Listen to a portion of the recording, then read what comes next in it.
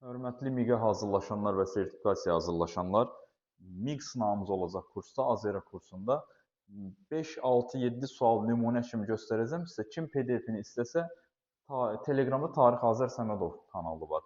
Oradan əldə edə bilərsiniz. Deməli, bizdən nə istəyir? Sxem sualıdır. Göytürkün, burada birinci və ikinci göytürk demirik. Ümumi göytürk istədiyi üçün 552-də yarananı da götürə bilərik. 682-də yarananı da. Çini asılı hala salmaları, Uyğur da salıb Moyançurda. Ona görə biri götürmürük. Hər ikisi türk mənşəlidir və feodal dövlətdir. Ümumiyyətlə 3, 16-cı əsr, 17-ci əsrə qədər yaranan dövlətlərə feodal dövlət deyirik. Xəzər xaqanlığının tabe edilməsi 650-də yaranıb Xəzərlər, amma Göytürklərin onları tabe etməsi barədə bir xaqanlığı tabe etməsi barədə bir məlumat yoxdur. Ərazisi 2 hissəyə parçalanıb. 588-də Göytürklər 2 hissəyə parçalanıb. Deməli, nağdı 4-ü götürəcək. 4-ü götürdüksə 2 variant qalır. Sasanilərlə mübarizə Göytürk aparıb, Axunlar da Ağsuvar xan. Hindistanın şimal-qərbini Mihraqul xan tutub.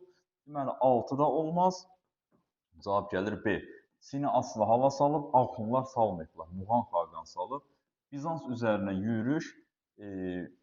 İstəmi xaqan Bizansa yürüş edir. Bizansla müqavilə Avropa Hunda da var. Attila Konstans müqaviləsi. Avarlar, Juranların məğlub edilməsi Göytürklərdə var. 552-də yaranıb. Biraz çaşdırıcıdır. Birinci yarısı yox, ikinci yarısındadır. Uyğurlar da biraz adam çaşdıra bilər. Əslində bu variantları biraz gəlizləşdirmək də olar.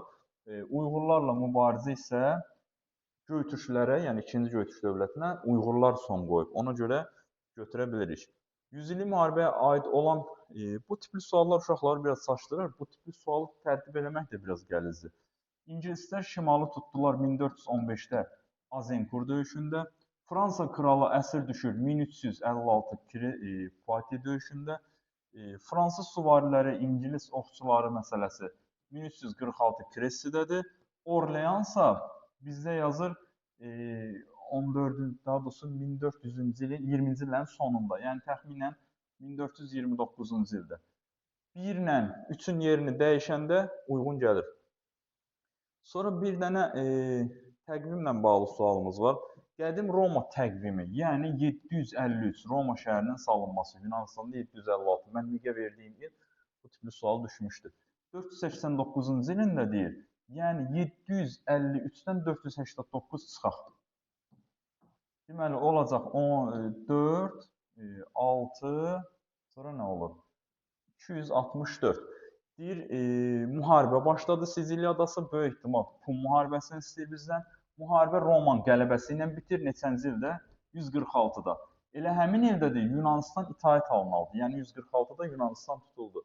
Miladi təqvimlə Siciliyanı ələ keçirmək uğrunda müharibənin başlamasından 264-dən Yunanistanın itaət halına alınmasına qədər neçə il keçib?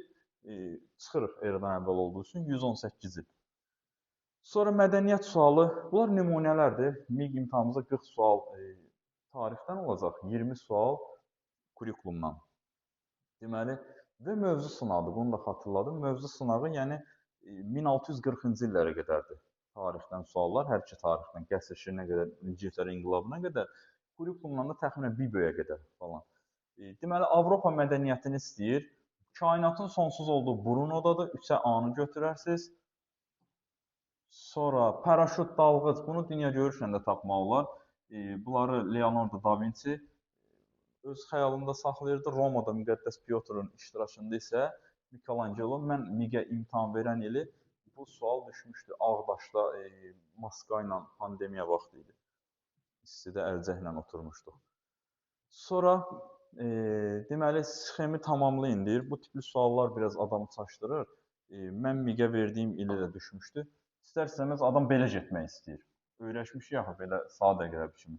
Amma burada nə istəyir bizdən? Bu tərəfdən fırlanmaq istəyir. Diqqətli olun. Mənim vaxtımı almışdı belə sual. İkisi arasında suvarma uğrunda müharibələr başlayır. Sonra Luqalilər hökmdarlara çevrilir və irsi hakimiyyət başlayır. Öz övladını ötürür. Öz övladını ötürürsə xalq idarəçiliyi bir nəsildə cəmləşir. Əvvəl xalqın idarəçisi idi. Və heç bir şəhər dövləti, başlayırlar qırğın qiyamət, heç bir şəhər dövləti ikisi arasını bütünlüklə işğal edə bilmir və bundan istifadə edən Ərəbistandan gələn tayfalar gəlib işğal edirlər Şumerləri, yəni Mesopotamiyanı. Bu sual biraz asan tiplidir. Asan tipli suallar da var. Hadisə nəticə Slavyanlar Azərbaycana hücumları başlayır. Bəli, ilk dəfə 9-cu əsrin, diqqətli olun, 909 deyil, 9-cu əsrin ikinci yarısı 882-də Xəzər dövləti yaranıb. Daha doğrusu Slavyan dövləti, Kiyev dövləti. Ondan sonra başlayıblar hücuma. Otluqbel döyüşündə Uzun Həsən uduzur, mövqeyi güclənməz. Ərdəbil şəhəri Osmanlılara qarşı üsyan qaldırır, Şah Abbas əhalini vergilərdən azad eləmir. O olub Ordubaş şəhərində. Qəsr Şirin sülhü də 100 ildən artıq davam edən, əvvəl belə idi, 100 ilə qədər davam edən, biraz o çətindir, 100 ilə qədər yox, 100 ildən çox olub müharibə. Sonra dəyişdim variantı, müharibələr başa çatır, bu da olmaz. Yox, elə budur. 4-lə 1-dir. Məhəmməd Xudabəndə vəfat eləyir. Osmanlıların Azərbaycan bütün ərazilərini işğal eləmirlər. Bəzi ərazilərimiz bizdə qalır. Sonra bu sual biraz mənə də çətin gəldi. Biraz qəribə sualdır. Deməli, yeni tipli suallardandır. Yəni tarix 6-cı sinifdən. 644-45-də Ərdəbildə üsyan qaldıranda Ömərin qoşunları Osman tərəfindən. Çünki 632, 42, 32, 34 Əbubəkirdir. 34, 44 Ömərdir. 44-dən 56-da səhv eləmirəmsə Osman dövrünə düşür. Osman yatırır. Deməli, doğrudur. 1-ə D-ni götürərəm. D-ni? Burada nə deyir? Ömər deyir, səhvdir. Hə, səhvdir. Burada bizdən doğrunu istəyir. Deməli, özüm də tapamıram. D-ni çıxaram. Sonra 1-ci əsrdə Atropatena əslində mərkəzləşmiş olub, amma feodal dövlət deyildi 1-ci əsrdə. Ona görə C-də doğru deyil, deməli D-də doğru deyil, C-də doğru deyil. Çox vaxt aparan suallardır bu tipli suallar. Sonra Fəzl bin Məhəmməd Bərdə və Şəmkiri Şəddadiləri yox, atası Ləşkəri bin Məhəmməd tutub. A da doğru deyil. A, C getdi. Doğru B-dir bir dənə. Qədim Albaniyada qismən Aramen yazıları yeni tipli kitabdandır. Deməli, iki variantımız qaldı, D ilə Y. Bura biraz çətindir. 830-cu ildə baş vermiş Xürrəmlər ilk dəfə məğlubiyyətə uğradı. İlk dəfə yox, ilk dəfə məğlubiyyətə uğramaq 778-ci ildədir. 778-808. Bu 833-də Babək məğlub olub, Babəkilər. Deməli, bu yanlışdır. Y-ni götürə bilərik. Əslində, bu variantları biraz qarışdırıb çətinləşdirə bilərdik. Sonra 1175-də Atabəy Məhəmməd Cahan hökmdar deyildi. Niyə? 1176-da olub. Bir də C-ni. Deməli, Y ilə C yanlışdır, düzdür, amma digərlər düzdür. Cəfərlər sayəsində pul kəsilib və yerli feodallara arxalanırdı Qazan xan. Adam izah eləyəndə də yorulur, qaldı elə. Bu mətn də, deməli, yeni kitabdandır mətn də. Tayfalar arasında mübadilə, buradan at, dəvə məsələsindən bəlkə tutmaq olar. Son Tunc dövrü, yəni Tunc dövrü götürək. Əhalinin sayı xeyli artdı.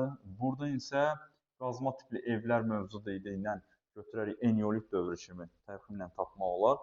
Axirətə inam mövcud idi. Axirətə inam demək olar orta paleolitdən sonra hər dövrdə mövcud idi. Amma bizdən fərqli istədiyi üçün biz 4-ü çıxırıq. 4 ümumi olub. Sonra nəyi çıxarıq? Daşdan əmək alətlərinin başlanılması. Bu paleolitdəndir. 5-i də çıxaram. Sonra deməli birinci ictimai əmək bölgüsü bu erkən Tuncdadır. Bizdən amma Eneolit istəyir. Deməli 3-ü də çıxaram. Gəlmir cavab.